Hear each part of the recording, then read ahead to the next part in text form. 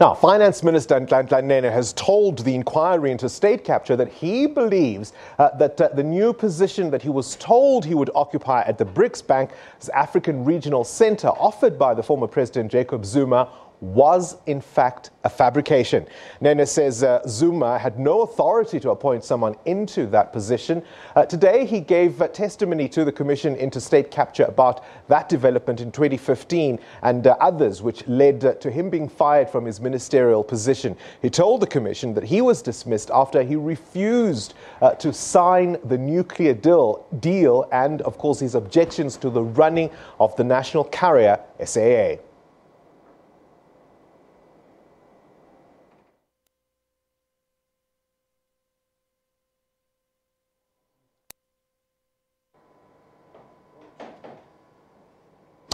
Well, the rape and murder of women and children should be declared a national disaster. That call was made at a protest march by the Western Cape United Safety Front in Cape Town today. We'll bring you details of that coming up shortly. But firstly, let's take a look now at what happened today at the Zondo Commission. We're joined by our political reporter, Mzwandile Mbeje. Good evening to you. I mean, it was really riveting, hours upon hours of testimony by the finance minister. Let's start with the news that has been circulating on social media. He addressed the accusations that have been leveled against him in terms of his conduct when he was Deputy Finance Minister and, of course, Chair of the PIC.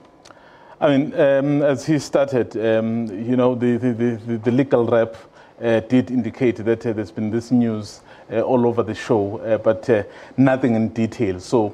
But they will have to be followed up. But on some of the allegations, really, he denied it. You remember they had said his son, he facilitated deals for his son through the PIC and, of course, his wife. And then he denied all of that. He just made it categorically clear that there was fake news. What was interesting, though, was that he admitted going to the Gupta's home several times. He said, in fact, this is, of course, on top of having made public announcements before in interviews on television, that he hadn't quite done so. That was a bit of a twist in the tale. Indeed. You remember, I think previously he had said, I mean, he had just met them perhaps at public functions, at government functions, but today he did indicate that he actually went, I think the first visit was around 2010, to the Sahara Computers, where he says they showed him around, they told him what kind of business they were doing, and they said to him, you know what, they were not involved with the state in doing business. And of course, after that, there were several other businesses, and mainly relating to them complaining to say the independent media had got a deal in which they think they were supposed to have been part of,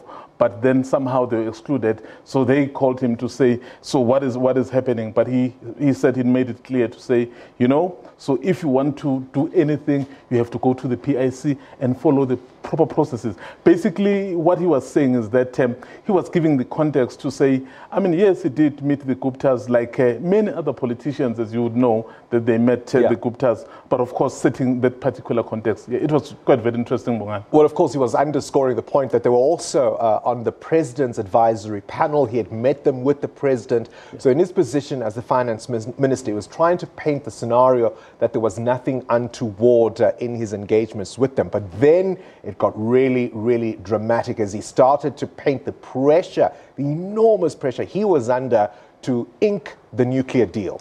Interestingly, Bongani, in that whole process, he does not mention the Guptas as having putting any pressure.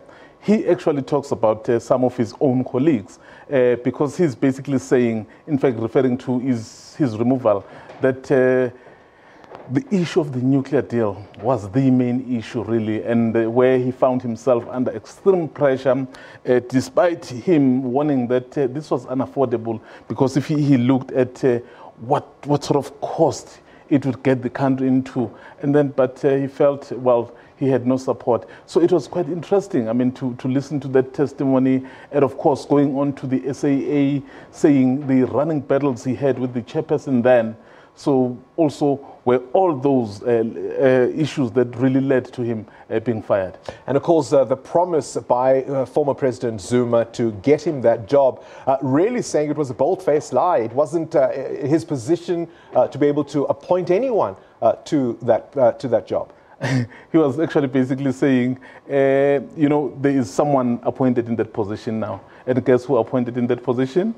It's himself. So he jokingly said he normally reminds that person that he actually taken his job. Yeah. Because, I mean, he says at the time, so the president did not have the powers to appoint because people had to apply. So it was not a deployment where you can be sent to do a particular job. So he basically said, in his view, that was sort of a fabrication. Now, there's an interesting moment right at the end of his testimony where Deputy Chief Justice Zondo said, well, I'm sure the former president, when he comes to give his version, and it's the first time we've had a sense that now the former president has been directly implicated, at least in terms of what has been said there.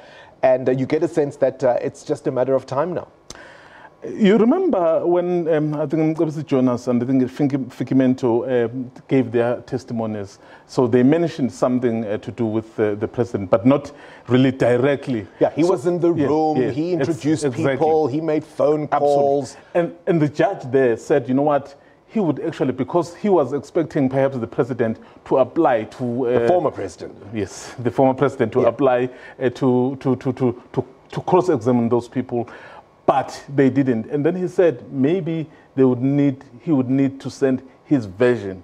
That is why I think as time goes on, it's possible that we may see the commission perhaps summon the president. Summon the former president. Yes. I mean, you got also the sense of the holding job that Nhlanhla Nene did at Treasury, even after, of course, his dismissal, going to meet officials there, saying the institution is bigger than any single individual. They had to carry on the work of defending Treasury against what was really an onslaught.